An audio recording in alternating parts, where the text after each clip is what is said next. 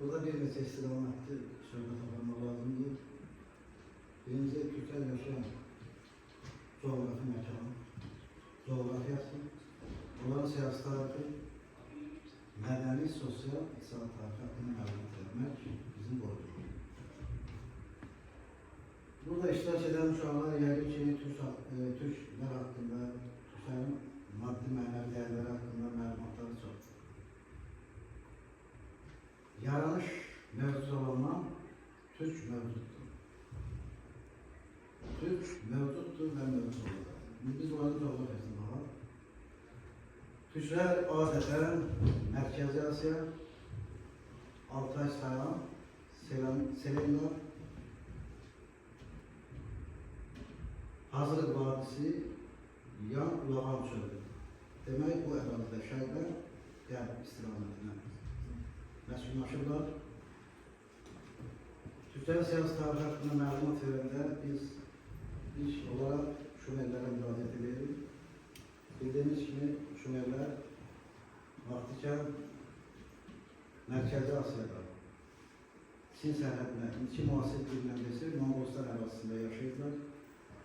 Onlar Eradanlıqda 7-ci minillik ərzində köç edirlər. Olan köçü bir neçə istiqamətdə olur.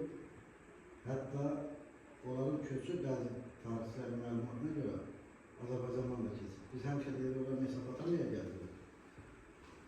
Dəclə Fəris çayı arasında məskunlaşırlar.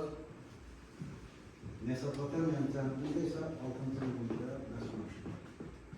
Türklər dünya tarixinə 10-da cəryanına verir dastan.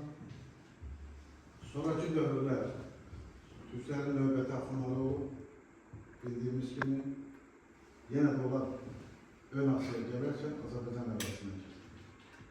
Növbəti axında bilirsən, erkən mütəsillərdə baş verir. Bunlardır, Peçeneglərdir, Xəzərlərdir, Basinlərdir və s. Sabir tayfaları yenə də bu köç vaxtı Azərbaycan ərazisine keçir. Növbəti üçüncü etnik axın Səlcuq axınıdır, Oğuzlar, istinadcı alır. Əslində Azərbaycan özü də Türkləri yaranış məkanı olur. Yəni biz sonradan bura gəlməmişik, əslində Türklər Azərbaycan həmişə olur. Türklərin yerləşmə prosesi var, bunlar dərslikdə öz əksini tapılır.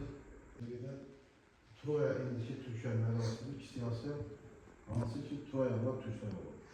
Belə çıxır ki, biz adətən deyirik, Malazgirt döyüşü 1071-ci ildə Türklər ilk dəfə Anadoluya sakin oldu. Bəsnə dövründə Türklər Malazgirtdən xeyli əvvəl, Eradan əvvəl 2-ci minillikdə də həmin o kiçik Asiyada mövcudlar. Sonraki dönəmlərdə Avropa tarixçiləri bu tarixi mənbələri saxtalaşdırırlar. Ona görə Türklərin tarixini saxlama çalışırlar. Lakin 1975-ci ildə hal-hazırda statistik məlumata görə dünyada 270-300 milyon arası Türk yaşayır. 270-300 milyon arası Türk yaşayır. Türklər Balkanlarda yaşayır, İranın şimal-qərbində yaşayır, Mərkəzi Asiyada yaşayır. O cümlədən, necə deyirlər, Anadolu, Türkiyə kontekstində deyirlər. Laf sonunda mən belə bir cümləni də işlətmək istəyirəm. 2009-cu il Naxçıvan sammiti, Naxçıvan sammitində Türk dövləti